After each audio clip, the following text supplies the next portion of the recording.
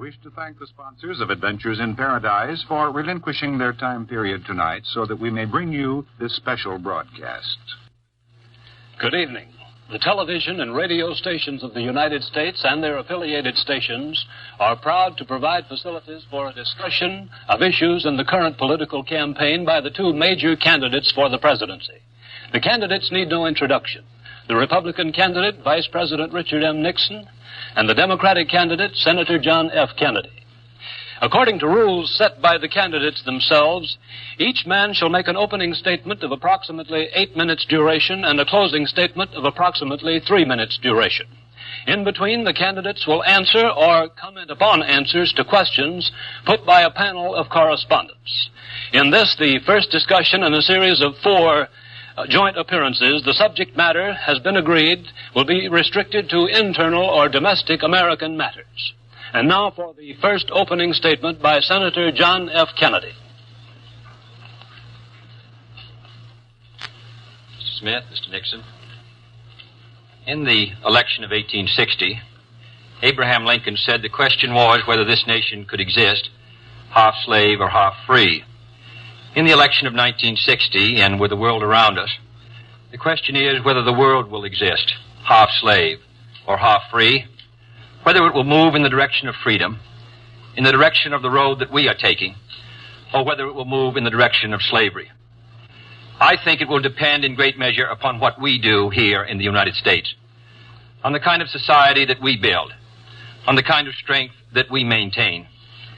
We discussed tonight domestic issues, but I would not want that to be any implication to be given that this does not involve directly our struggle with Mr. Khrushchev for survival. Mr. Khrushchev is in New York, and he maintains the communist offensive throughout the world because of the productive power of the Soviet Union itself. The Chinese communists have always had a large population, but they are important and dangerous now because they are mounting a major effort within their own country. The kind of country we have here, the kind of society we have, the kind of strength we build in the United States will be the defense of freedom.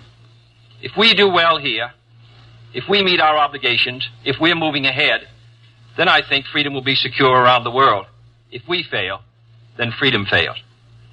Therefore, I think the question before the American people is, are we doing as much as we can do? Are we as strong as we should be? Are we as strong as we must be if we're going to maintain our independence? And if we're going to maintain and hold out the hand of friendship to those who look to us for assistance, to those who look to us for survival?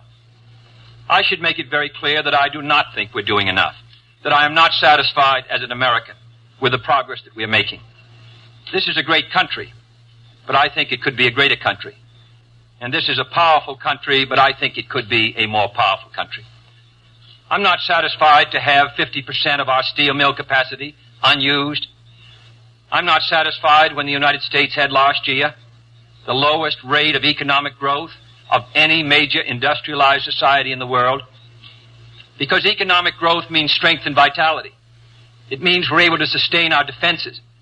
It means we're able to meet our commitments abroad. I'm not satisfied when we have over $9 billion worth of food, some of it rotting, even though there is a hungry world, and even though 4 million Americans wait every month for a food package from the government, which averages 5 cents a day per individual. I saw cases in West Virginia, here in the United States, where children took home part of their school lunch in order to feed their families, because I don't think we're meeting our obligations towards these Americans. I'm not satisfied when the Soviet Union is turning out twice as many scientists and engineers as we are. I'm not satisfied when many of our teachers are inadequately paid, or when our children go to school part-time shifts. I think we should have an educational system second to none. I'm not satisfied when I see men like Jimmy Hoffa in charge of the largest union in the United States, still free.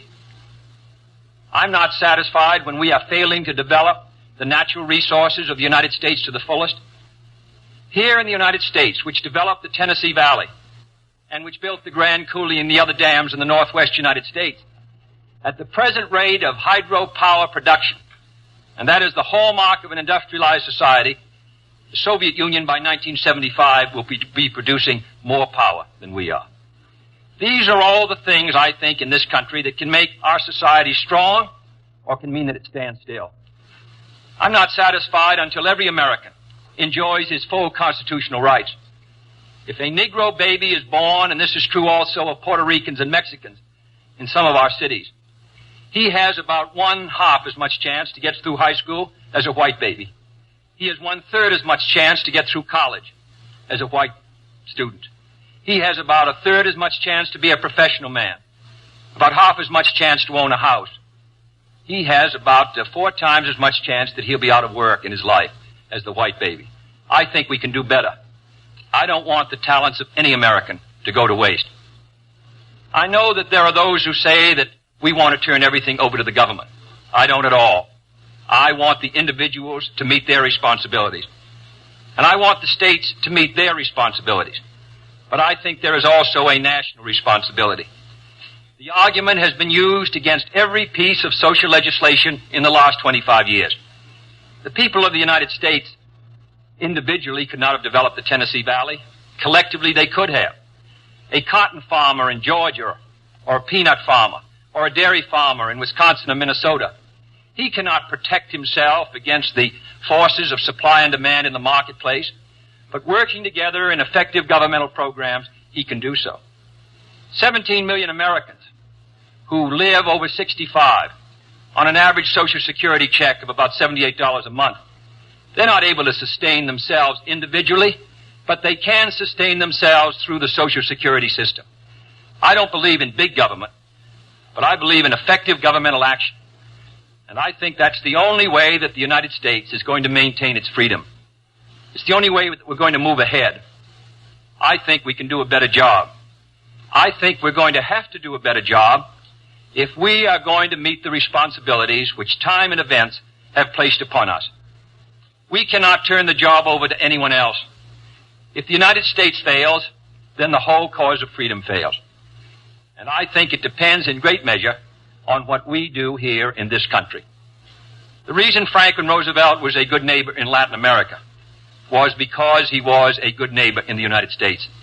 Because they felt that the American society was moving again. I want us to recapture that image. I want people in Latin America and Africa and Asia to start to look to America, to see how we're doing things, to wonder what the President of the United States is doing, and not to look at Khrushchev or look at the Chinese communists. That is the obligation upon our generation.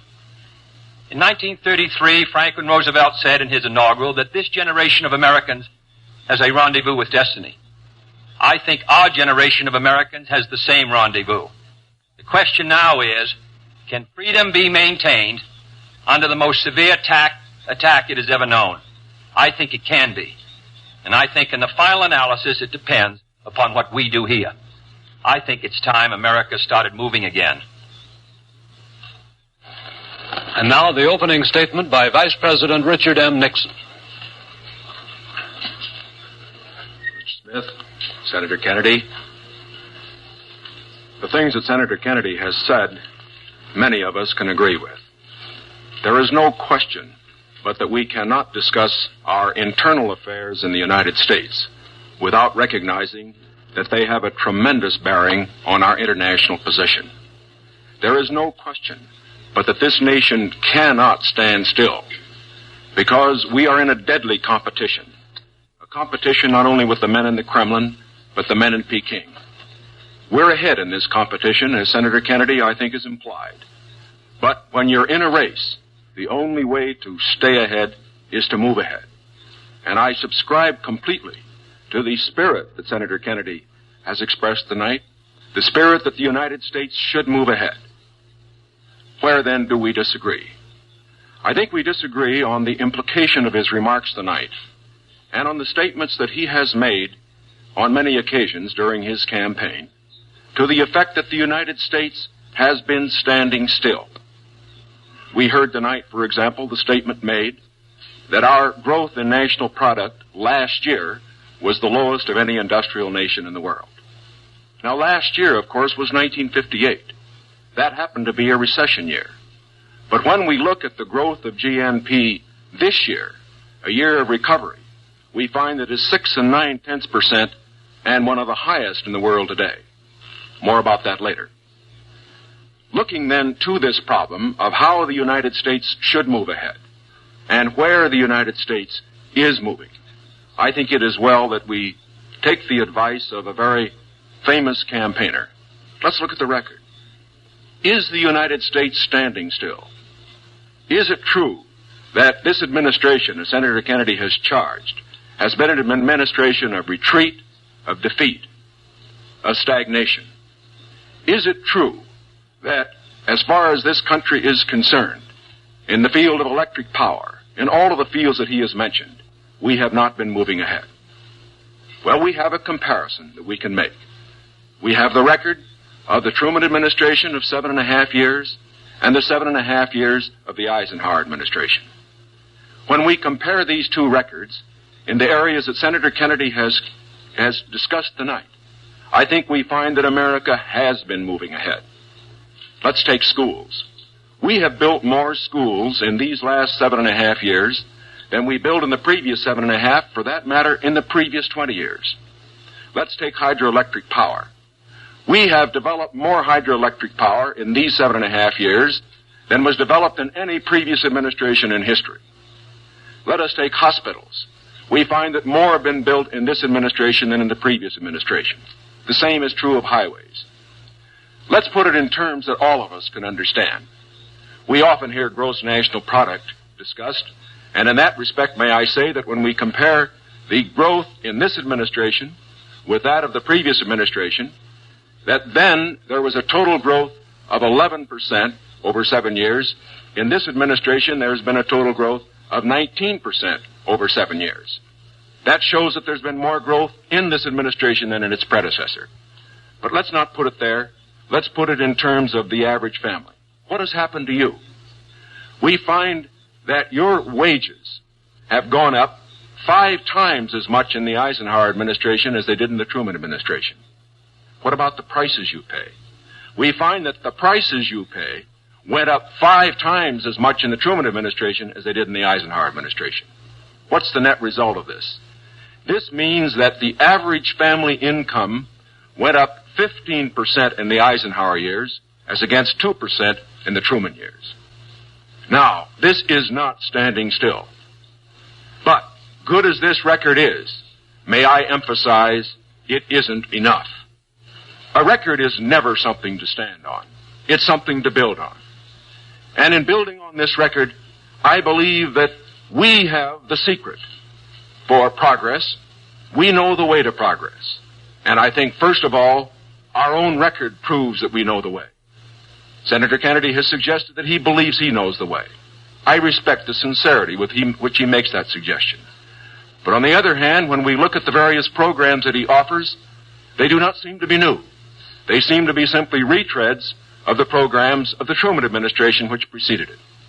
And I would suggest that during the course of the evening he might indicate those areas in which his programs are new, where they will mean more progress than we had then. What kind of programs are we for? We are for programs that will expand educational opportunities, that will give to all Americans their equal chance for education, for all of the things which are necessary and dear to the hearts of our people. We are for programs, in addition, which will see that our medical care for the aged is much better handled than it is at the present time. Here again, may I indicate that Senator Kennedy and I are not in disagreement as to the aim. We both want to help the old people. We want to see that they do have adequate medical care. The question is the means. I think that the means that I advocate will reach that goal better than the means that he advocates. I could give better examples, but for whatever it is, whether it's in the field of housing, or health, or medical care, or schools, or the development of electric power, we have programs which we believe will move America, move her forward, and build on the wonderful record that we have made over these past 7.5 years. Now, when we look at these programs, might I suggest that in evaluating them, we often have a tendency to say that the test of a program is how much you're spending. I will concede that in all the areas to which I have referred, Senator Kennedy would have the federal government spend more than I would have it spend. I costed out the cost of the Democratic platform. It runs a minimum of $13.2 billion a year more than we are presently spending to a maximum of $18 billion a year more than we're presently spending. Now, the Republican platform will cost more, too. It will cost a minimum of $4 billion a year more, a maximum of $4.9 billion a year more than we're presently spending. Now, does this mean that his program is better than ours? Not at all. Because it isn't a question of how much the federal government spends. It isn't a question of which government does the most. It's a question of which administration does the right things. And in our case, I do believe that our programs will stimulate the creative energies of 180 million free Americans. I believe the programs that Senator Kennedy advocates will have a tendency to stifle those creative energies.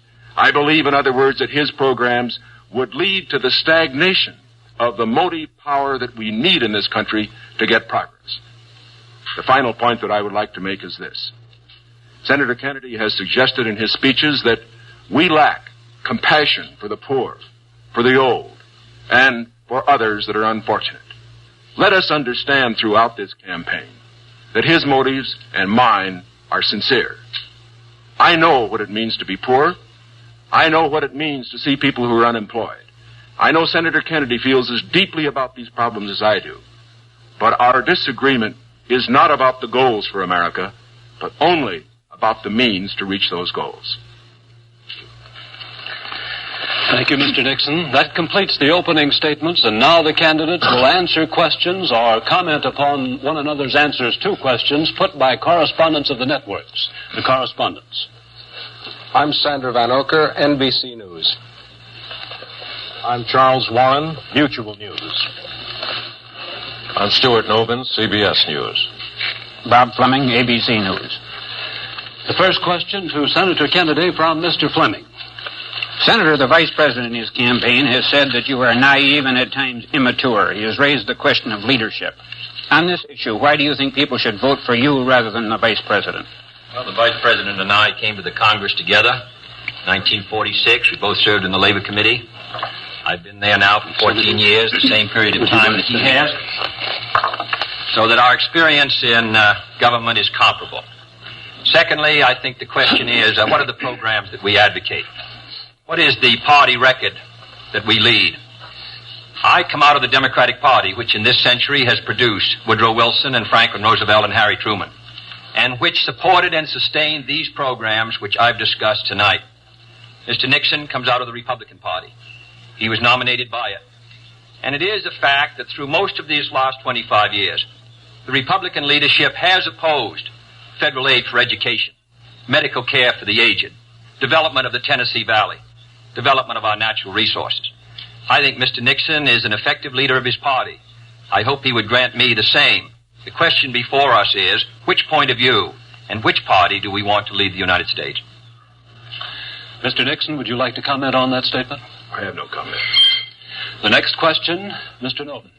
Mr. Vice President, your campaign stresses the value of your 8-year experience, and the question arises as to whether that experience was as an observer or as a participant or as an initiator of policy making. Would you tell us, please, specifically what major proposals you have made in the last 8 years that have been adopted by the administration? It would be rather difficult to cover them in 2.5 minutes. I would suggest that these proposals could be mentioned. First, after each of my foreign trips, I have made recommendations that have been adopted. For example, after my first trip abroad, I strongly recommended that we increase our exchange programs, particularly as they related to exchange of persons, of leaders in the labor field and in the information field.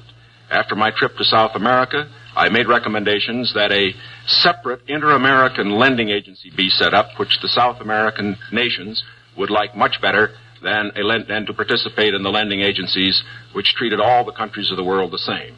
I have made other recommendations after each of the other trips. For example, after my trip abroad to Hungary, I made some recommendations with regard to the Hungarian refugee situation, which were adopted not only by the President, but some of them were enacted into law by the Congress.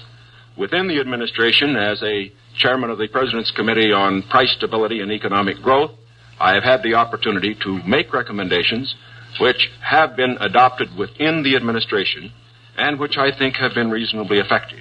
I know Senator Kennedy suggested in a speech at Cleveland yesterday that that committee had not been particularly effective. I would only suggest that while we do not take the credit for it, I would not presume to, that since that committee has been formed, the price line has been held very well within the United States.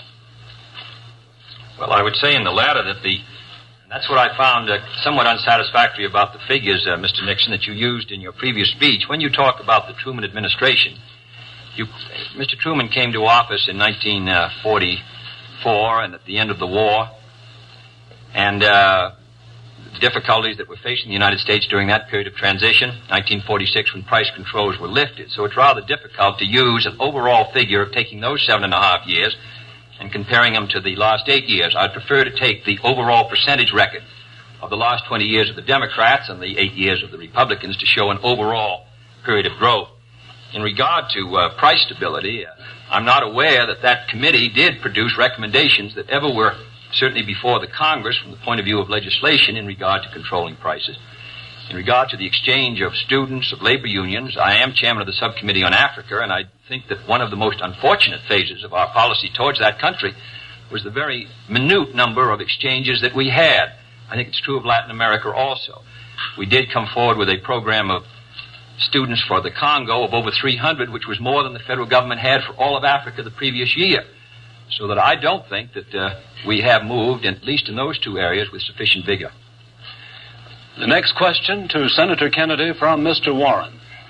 Senator Kennedy, during your brief speech a few minutes ago, you mentioned farm surpluses. That's correct. I'd like to ask this. It's a fact, I think, that presidential candidates traditionally make promises to farmers. Lots of people, I think, don't understand why the government pays farmers for not producing certain crops, or paying farmers if they overproduce, for that matter. Now, let me ask, sir, why can't the farmer operate like the businessman who operates a factory? If an auto company overproduces a certain model car, Uncle Sam doesn't step in and buy up the surplus. Why this constant courting of the farmer? Well, because I think that if the federal government moved out of the program and withdrew its supports, then I think you would have complete economic chaos. The farmer plants in the spring and harvests in the fall. There are hundreds of thousands of them. They're not able to control their market very well. They bring their crops in or their livestock in, many of them about the same time. They have only a few purchasers that buy their milk or their hogs, few large companies in many cases, and therefore the farmer is not in a position to bargain very effectively in the marketplace. I think the experience of the 20s has shown what a free market could do to agriculture. And if the agricultural economy collapses, then the economy of the rest of the United States sooner or later will collapse. The farmers are the number one market for the automobile industry of the United States. The automobile industry is the number one market for steel. So if the farmer's economy continues to decline as sharply as it has in recent years, then I think you would have a recession in the rest of the country. So I think the case for the government intervention is a good one. Secondly, my objection to present farm policy is that there are no effective controls to bring supply and demand into better balance. The dropping of the support price in order to limit production has not worked. And we now have the highest surpluses, $9 billion worth. We've had a higher tax load from the Treasury for the farmer in the last few years with the lowest farm income in many years. I think that this farm policy has failed. And my judgment, the only policy that will work will be for effective supply and demand to be in balance. And that can only be done through governmental action. I therefore suggest that in those basic commodities which are supported, that the federal government, after endorsement by the farmers in that commodity, attempt to bring supply and demand into balance, attempt effective production controls so that we won't have that 5 or 6% surplus which breaks the price 15 or 20%. I think Mr. Benson's program has failed. And I must say, after reading the Vice President's speech before the farmers as he read mine, I don't believe that it's very much different from Mr. Benson. I don't think it provides effective governmental controls. I think the support prices are tied to the average market price of the last 3 years, which was Mr. Benson's theory. I therefore do not believe that this is a sharp enough breach with the past to give us any hope of success for the future. Mr. Nixon, comment? I, of course, disagree with Senator Kennedy insofar as his suggestion as to what should be done. on the farm program. He has made the suggestion that what we need is to move in the direction of more government controls, a suggestion that would also mean raising prices that the consumers pay for products and imposing upon the farmers controls on acreage even far more than they have today. I think this is the wrong direction. I don't think this has worked in the past. I do not think it will work in the future. The program that I have advocated is one which departs from the present program that we have in this respect. It recognizes that the government has a responsibility to get the farmer out of the trouble he presently is in because the government got him into it. And that's the fundamental reason why we can't let the farmer go by himself at the present time. The farmer produced these surpluses because the government asked him to through legislation during the war. Now that we have these surpluses, it's our responsibility to indemnify the farmer during that period that we get rid of the surpluses. Until we get the surpluses off the farmer's back, however, we should have a program, such as I announced, which will see that farm income holds up. But I would propose holding that income up, not through a type of program that Senator Kennedy has suggested that would raise prices, but one that would indemnify the farmer, pay the farmer in kind from the products which are in surplus. The next question to Vice President Nixon from Mr. Van Oker. Mr. Vice President, since the question of executive leadership is a very important campaign issue, I'd like to follow Mr. Novin's question. Now, Republican campaign slogans, you'll see them on signs around the country, as we did last week, say, "It's experience that counts." That's over a picture of yourself, sir, implying that you've had more governmental executive decision-making experience than your opponent. Now, in his news conference on August 24th, President Eisenhower was asked to give one example of a major idea of yours that he adopted. His reply was, and I'm quoting, "If you give me a week, I might think of one. I don't remember." Now, that was a month ago, sir, and the President hasn't brought it up since. And I'm wondering, sir, if you can clarify which version is correct, the one put out by Republican campaign leaders or the one put out by President Eisenhower. Well, I would suggest, Mr. Van Oker, that if you know the President, that was probably a facetious remark. I would also suggest that insofar as his statement is concerned, that I think it would be improper for the President of the United States to disclose the instances in which members of his official family had made recommendations, as I have made them through the years, to him which he has accepted or rejected. The President has always maintained, and very properly so, that he is entitled to get what advice he wants from his cabinet and from his other advisors without disclosing that to anybody, including, as a matter of fact, the Congress. Now, I can only say this. Through the years, I have sat in the National Security Council. I have been in the cabinet. I have met with the legislative leaders. I have met with the President when he made the great decisions with regard to Lebanon, Kimoy Matsu, other matters. The President has asked for my advice. I have given it. Sometimes my advice has been taken, sometimes it is not. I do not say that I have made the decisions, and I would say that no president should ever allow anybody else to make the major decisions. The President only makes the decisions. All that his advisors do is to give counsel when he asks for it. As far as what experience counts and whether that is experience that counts, that isn't for me to say. I can only say that my experience is there for the people to consider. Senator Kennedy's is there for the people to consider. As he pointed out, we came to the Congress in the same year. His experience has been different from mine. Mine has been in the executive branch. His has been in the legislative branch. I would say that the people now have the opportunity to evaluate his as against mine, and I think both he and I are going to abide by whatever the people decide. Senator Kennedy? Well, I'll just say that the question is of experience, and the question also is what our judgment is of the future, and what our goals are for the United States, and what ability we have to implement those goals. Abraham Lincoln came to the presidency in 1860 after a rather little-known session in the House of Representatives, and after being defeated for the Senate in 58 and was a distinguished president. There is no certain road to the presidency. There are no guarantees that if you take one road or another that you will be a successful president. I have been in the Congress for 14 years. I have voted in the last 8 years when the Vice President was presiding over the Senate and meeting his other responsibilities. I have met decisions over 800 times on matters which affect not only the domestic security of the United States, but as a member of the Senate Foreign Relations Committee. The question really is, which candidate and which party can meet the problems that the United States is going to face in the 60s? The next question to Senator Kennedy from Mr. Novins. Senator Kennedy, in connection with these problems of the future that you speak of and the program that you enunciated earlier in your direct talk, you call for expanding some of the welfare programs for schools, for teacher salaries, medical care, and so forth, but you also call for reducing the federal debt. And I'm wondering how you, if you're president in January, would go about paying the bill for all this. Does this mean that I did not advocate reducing the federal debt because I don't believe that you're going to be able to reduce the federal debt very much in 1961, 2, or 3.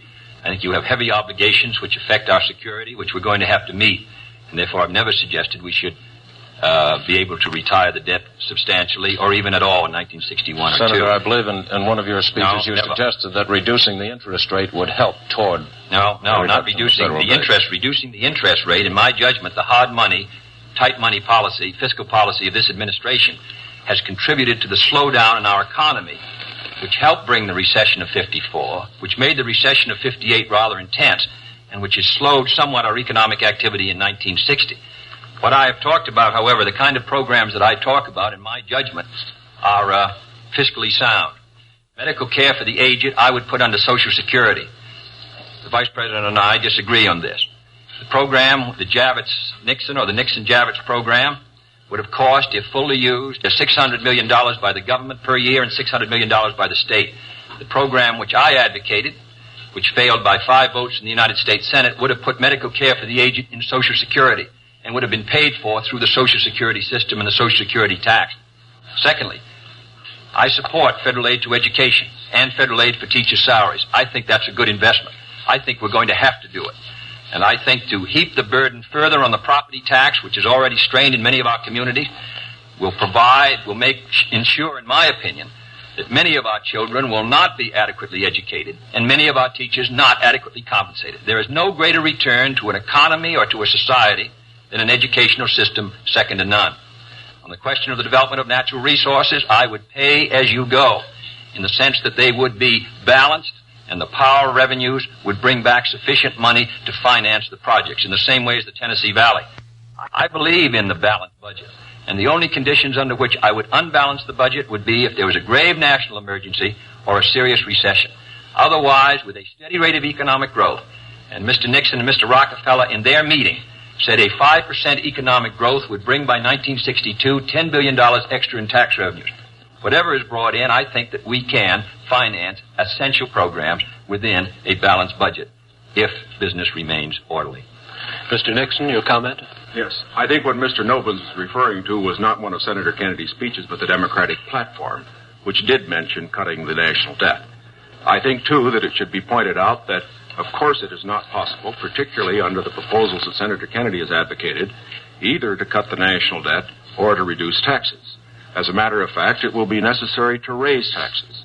As Senator Kennedy points out, that as far as his one proposal is concerned, the one for medical care for the aged, that would be financed out of Social Security. That, however, is raising taxes for those who pay Social Security. He points out that he would make pay-as-you-go be the basis for our natural resources development.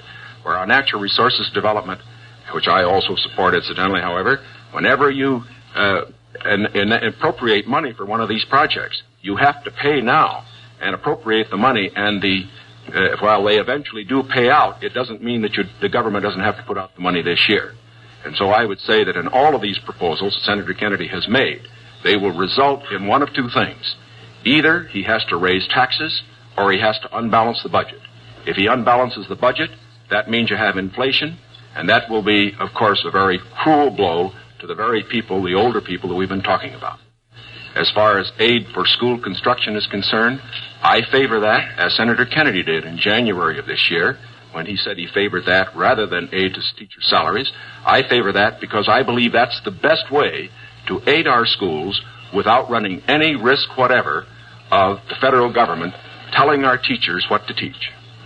The next question to Vice President Nixon from Mr. Warren.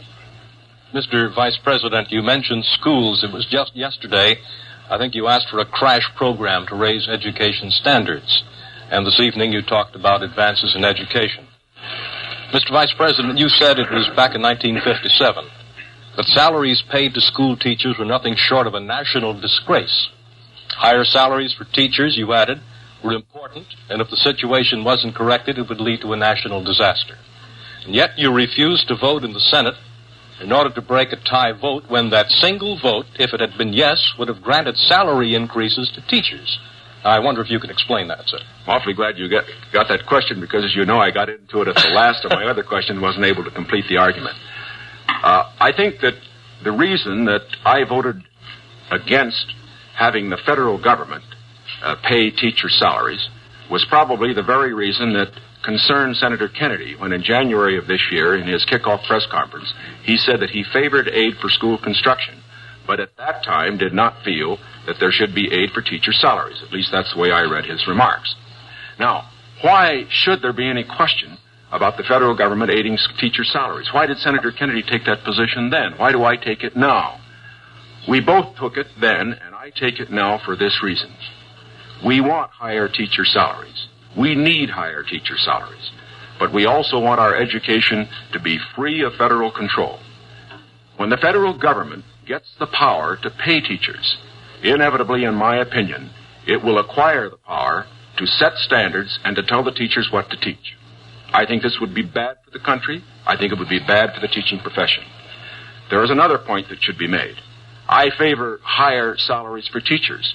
But as Senator Kennedy said in January of this year in the same press conference, the way that you get higher salaries for teachers is to support school construction, which means that all the local school districts in the various states then have money which is freed to raise the standards for teacher salaries. I should also point out this. Once you put the responsibility on the federal government for paying a portion of teacher salaries, your local communities and your states are not going to meet the responsibility as much as they should. I believe, in other words, that we have seen the local communities in the states assuming more of that responsibility. Teacher salaries, very fortunately, have gone up 50% in the last 8 years, as against only a 34% rise for other salaries. This is not enough. It should be more. But I do not believe that the way to get more salaries for teachers is to have the federal government get in with a massive program. My objection here is not the cost in dollars. My objection here is the potential cost in controls and eventual freedom for the American people by giving the federal government power over education. And that is the greatest power a government can have. Senator Kennedy's comment? When the Vice President quotes me in January 60, I do not believe the federal government should pay directly teacher salaries, but that was not the issue before the Senate in February. The issue before the Senate was that the money would be given to the state. The state then could determine whether the money would be spent for school construction or teacher salaries. On that question, the Vice President and I disagreed. I voted in favor of that proposal and supported it strongly because I think that that provided assistance to our teachers for their salaries without any chance of federal control. And it is on that vote that Mr. Nixon and I disagreed, and his tie vote his breaking the tie defeated the proposal. I don't want the federal government paying teacher salaries directly, but if the money will go to the states, and the states can then determine whether it shall go for school construction or for teacher salaries, in my opinion, you protect the local authority over the school board and the school committees. And therefore, I think that was a sound proposal, and that is why I supported it, and I regret that it did not pass. Secondly, there have been statements made that the Democratic platform would cost a good deal of money and that I'm in favor of unbalancing the budget. That is wholly wrong, wholly in error, and it is a fact that in the last 8 years, the Democratic Congress has reduced the request for the appropriation by over $10 billion. That is not my view, and I think it ought to be stated very clearly on the record.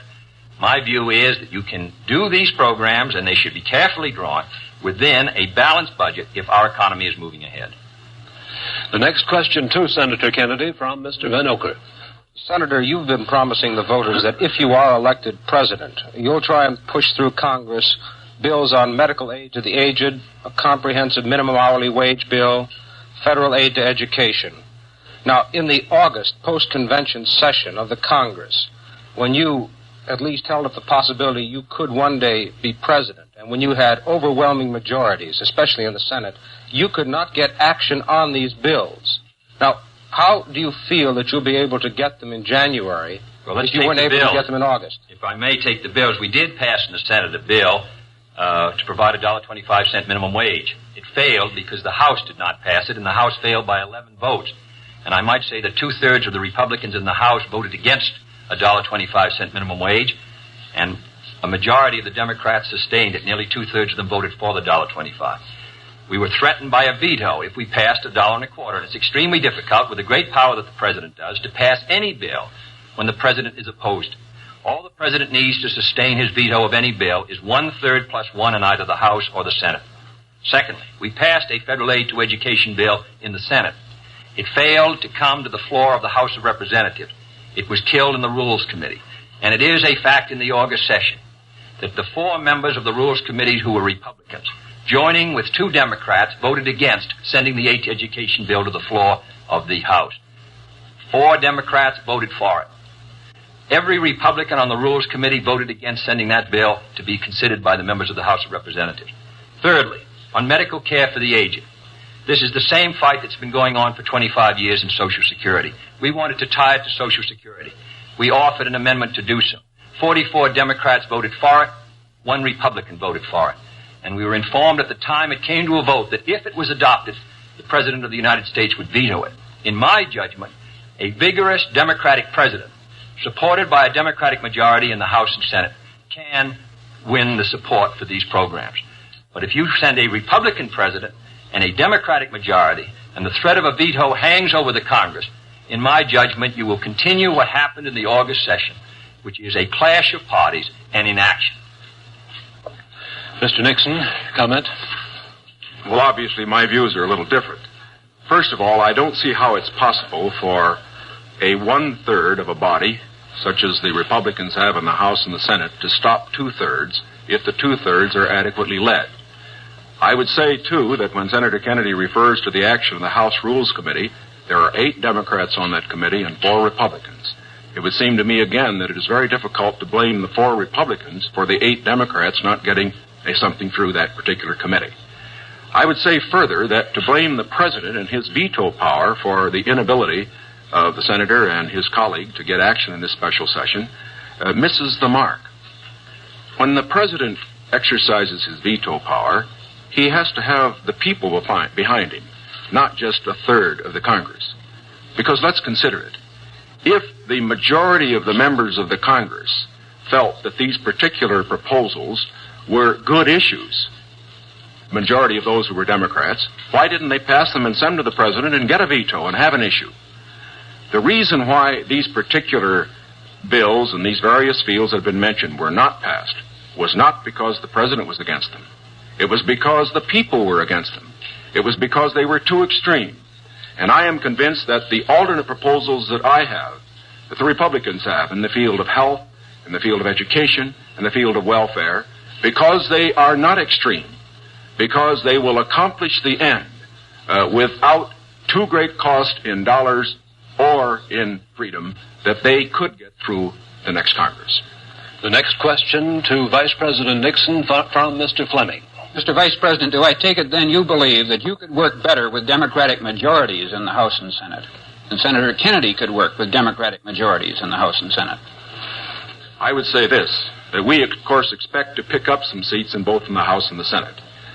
We would hope to control the House, to get a majority in the House in this election. We cannot, of course, control the Senate. I would say that a president will be able to lead. A president will be able to get his program through to the effect that he has the support of the country, the support of the people. Sometimes we get the opinion that in getting programs through the House or the Senate, it's purely a question of legislative finagling and all that sort of thing. It isn't really that. Whenever a majority of the people are for a program, the House and the Senate responds to it. And whether this House and Senate in the next session is Democratic or Republican, if the country will have voted for the candidate for the presidency and for the proposals that he has made, I believe that you will find that the president if it were a Republican, as it would be in my case, would be able to get his program through that Congress. Now, I also say that as far as Senator Kennedy's proposals are concerned, that, again, the question is not simply one of a presidential veto stopping programs. You must always remember that a president can't stop anything unless he has the people behind him.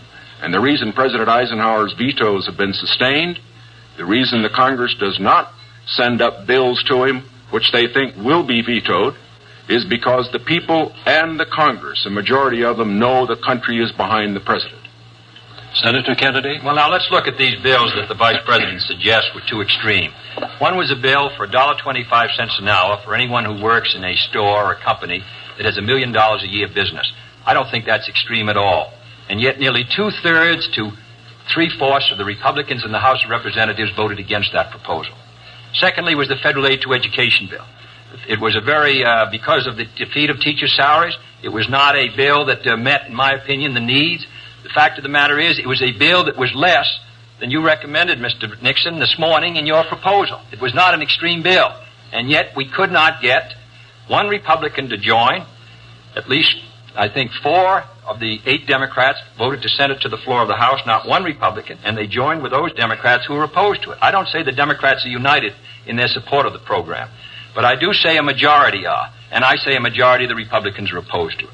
The third is medical care for the aged, which is tied to Social Security, which is financed out of Social Security funds.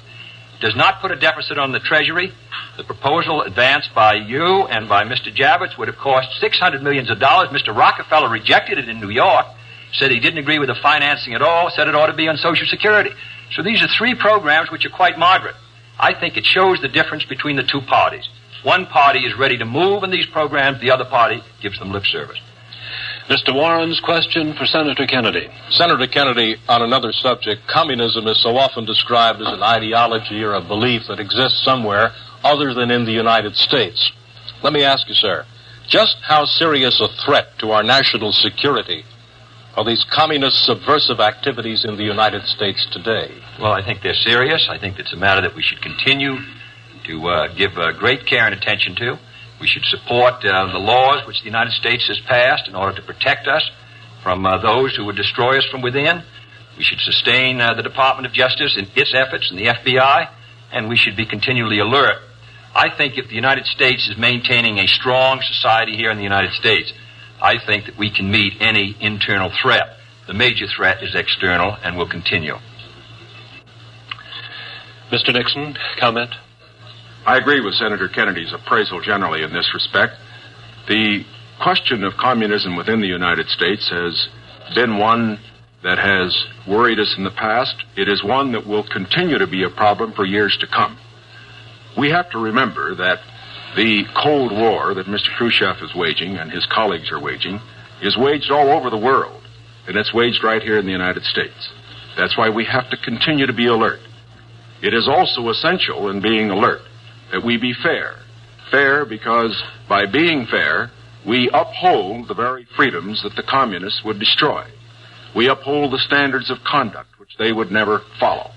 And in this connection, I think that we must look to the future, having in mind the fact that we fight communism at home, not only by our laws to deal with communists, the few who do become communists and the few who do become fellow travelers, but we also fight communism at home by moving against those various injustices which exist in our society, which the communists feed upon.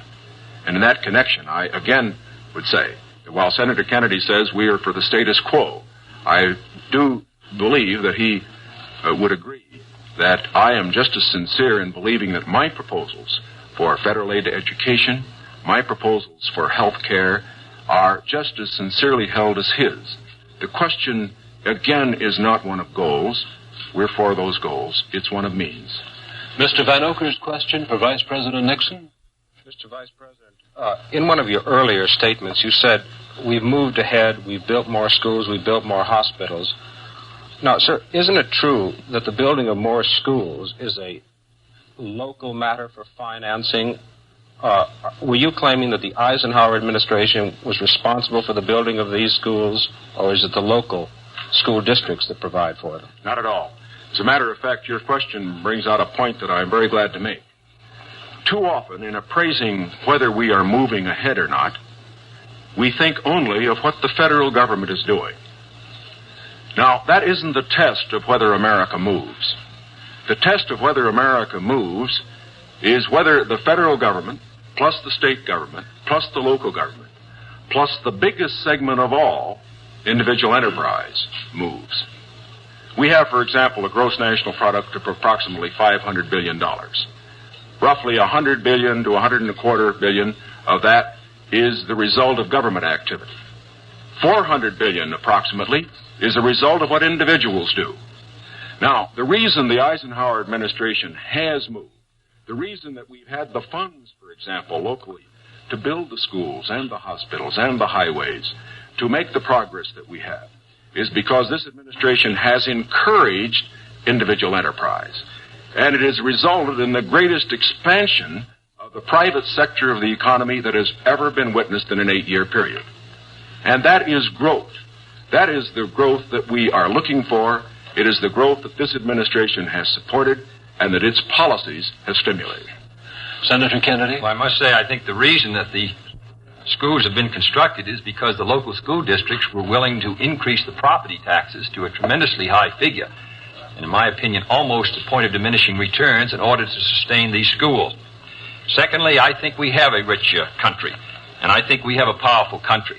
I think what we have to do, however, is have the president and the leadership set before our country exactly what we must do in the next decade if we're going to maintain our security in education, in economic growth, in development of natural resources. The Soviet Union is making great gains. It isn't enough to compare what might have been done 8 years ago, or 10 years ago, or 15 years ago, or 20 years ago. I want to compare what we're doing with what our adversaries are doing, so that by the year 1970, the United States is ahead in education, in health, in building, in homes, in economic strength. I think that's the big assignment, the big task, the big function of the federal government. Can I have the summation time, please? We've completed our questions and our comments, and in just a moment we'll have the summation time. This will allow 3 minutes and 20 seconds for the summation by each candidate. 3 minutes and 20 seconds for each candidate. Vice President Nixon, will you make the first summation? Thank you, Mr. Smith. Senator Kennedy. First of all, I think it is well to put in perspective where we really do stand with regard to the Soviet Union in this whole matter of growth. The Soviet Union has been moving faster than we have. But the reason for that is obvious. They start from a much lower base. Although they have been moving faster in growth than we have, we find, for example, today, that their total gross national product is only 44% of our total gross national product. That's the same percentage that it was 20 years ago.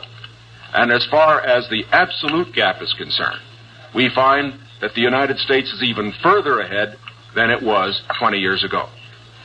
Is this any reason for complacency? Not at all. Because these are determined men. They are fanatical men. And we have to get the very most out of our economy. I agree with Senator Kennedy completely on that score. Where we disagree is in the means that we would use to get the most out of our economy. I respectfully submit that Senator Kennedy too often would rely too much on the federal government, on what it would do to solve our problems, to stimulate growth. I believe that when we examine the Democratic platform, when we examine the proposals that he has discussed tonight, when we compare them with the proposals that I have made, that these proposals that he makes would not result in greater growth for this country than would be the case if we followed the programs that I have advocated. There are many of the points that he has made that I would like to comment upon. The one in the field of health is worth mentioning. Our health program, the one that Senator Javits and other Republican senators as well as I supported, is one that provides for all people over 65 who want health insurance the opportunity to have it if they want it. It provides a choice of having either government insurance or private insurance. But it compels nobody to have insurance who does not want it. His program under Social Security would require everybody who had Social Security to take government health insurance whether he wanted it or not.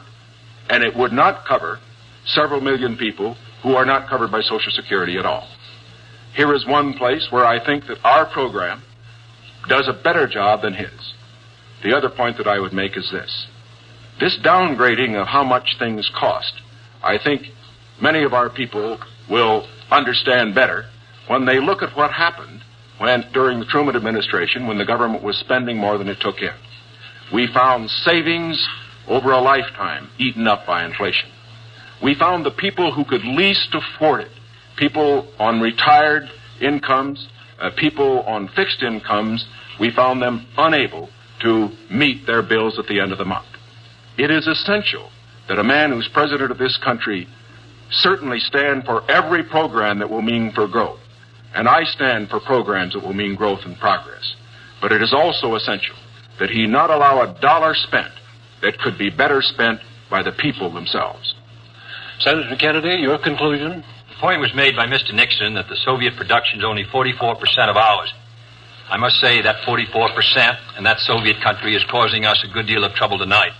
I want to make sure that it stays in that relationship. I don't want to see the day when it's 60% of ours and 70 and 75 and 80 and 90% of ours, with all the force and power that it could bring to bear in order to cause our destruction. Secondly, the Vice President mentioned medical care for the aged. Our program was an amendment to the Kerr Bill. The Kerr Bill provided assistance to all those who were not on Social Security. I think it's a very clear contrast. In 1935, when the Social Security Act was written, 94 out of 95 Republicans voted against it. And Mr. Landon ran in 1936 to repeal it. In August of 1960, when we tried to get it again, for this time for medical care, we received the support of one Republican in the Senate on this occasion. Thirdly, I think the question before the American people is, as they look at this country and as they look at the world around them, the goals are the same for all Americans. The means are at question. The means are at issue. If you feel that everything that is being done now is satisfactory, that the relative power and prestige and strength of the United States is increasing in relation to that of the communists, that we are gaining more security, that we are achieving everything as a nation that we should achieve, that we're achieving a better life for our citizens and greater strength, then I agree. I think you should vote for Mr. Nixon. But if you feel that we have to move again in the 60s, that the function of the president is to set before the people the unfinished business of our society, as Franklin Roosevelt did in the 30s, the agenda for our people, what we must do as a society to meet our needs in this country and protect our security and help the cause of freedom. As I said at the beginning, the question before us all, that faces all Republicans and all Democrats, is, can freedom in the next generation conquer, or are the communists going to be successful? That's the great issue. And if we meet our responsibilities, I think freedom will conquer. If we fail to move ahead, if we fail to develop sufficient military and economic and social strength here in this country, then I think that the tide could begin to run against us. And I don't want historians 10 years from now to say, these were the years when the tide ran out for the United States. I want them to say, these were the years when the tide came in. These were the years when the United States started to move again. That's the question before the American people, and only you can decide what you want this country to be, what you want to do with the future. I think we're ready to move, and it is to that great task, if we're successful, that we will address ourselves. Thank you very much, gentlemen. This hour has gone by all too quickly. Thank you very much for permitting us to present the next President of the United States on this unique program. I've been asked by the candidates to thank the American networks and the affiliated stations for providing time and facilities for this joint appearance. Other debates in this series will be announced later and will be on different subjects. This is Howard K. Smith. Good night from Chicago. Rawhide, usually seen at this time, will not be seen tonight, so that we may bring you the second discussion between